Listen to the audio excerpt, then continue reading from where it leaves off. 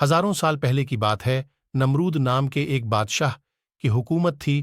اس نے خدا ہونے کا جھوٹا دعویٰ کر رکھا تھا۔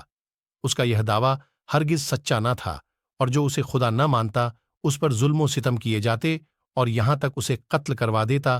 اس دور کے نبی حضرت ابراہیم علیہ السلام اسے خدا نہ ماننے کی وجہ سے آگ میں ڈالے گئے، مگر اللہ پاک کے حکم سے وہ آگ ابراہیم علیہ السلام پر ٹھنڈی ہو گئی اور آپ محفوظ رہے۔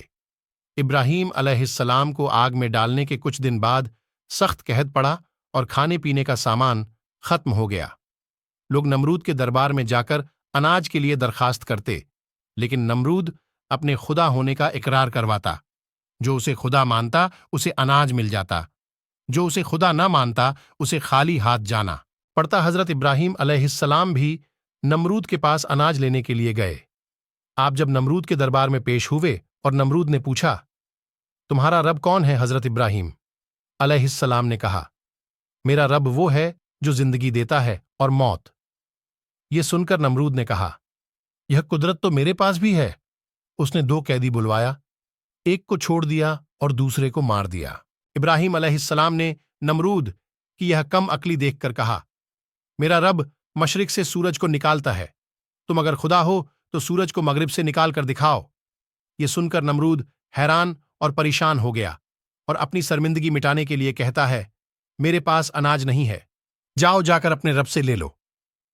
ابراہیم علیہ السلام نمرود کے دربار سے نکل آئے اور گھر کی طرف روانہ ہو پڑے، اور راستے میں آپ کو ایک ریت کا ٹیلا نظر آیا۔ گھر والوں کو خوش کرنے کے لیے آپ نے ایک تھیلا بھر لیا اور گھر پہنچے اور سو گئے۔ میرے اللہ کی قدرت دیکھیے، آپ کی بیوی حضرت سارہ جب اس تھیلے کو کھولتی وہ آٹے سے بھرا ہوا ہوتا ہے، اور انہوں نے روٹیاں بنائی اور آپ کو جگایا، اور آپ نے روٹیوں کو دیکھ کر فرمایا، یہ کہاں سے آئی ہے؟ تو آپ کی بیوی نے فرمایا، یہ اسی آٹے کی ہے جو آپ لائے تھے، اور آپ علیہ السلام سمجھ گئے۔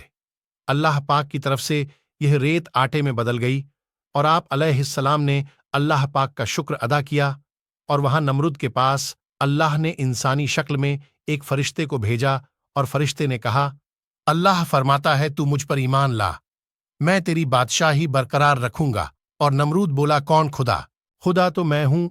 اور فرشتے نے دوسری اور تیسری بار اپنی بات کو دہرایا، اور ہر بار نمرود نے انکار کیا۔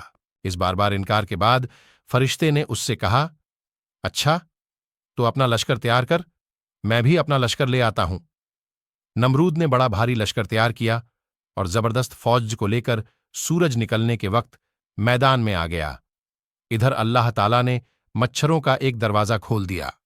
بڑے بڑے مچھر اس کثرت سے آئے کہ لوگوں کو سورج بھی نظر نہ آتا تھا۔ اللہ کی یہ فوج نمرودیوں پر گری، اور تھوڑی دیر میں ان کا خون تو کیا، ان کا گوشت پوست سب کھا پی گئی، اور سارے کے سارے یہیں ہلاک ہو گئے، اور ہڈیوں کا ڈھانچہ باقی رہ گیا۔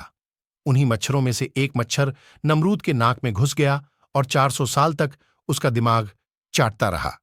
وہ اپنا سر دیواروں اور پتھروں پر مارتا پھرتا تھا، ہتھوڑوں سے کچلواتا تھا، یوں ہی رینگ رینگ کر ہلاک ہو گیا۔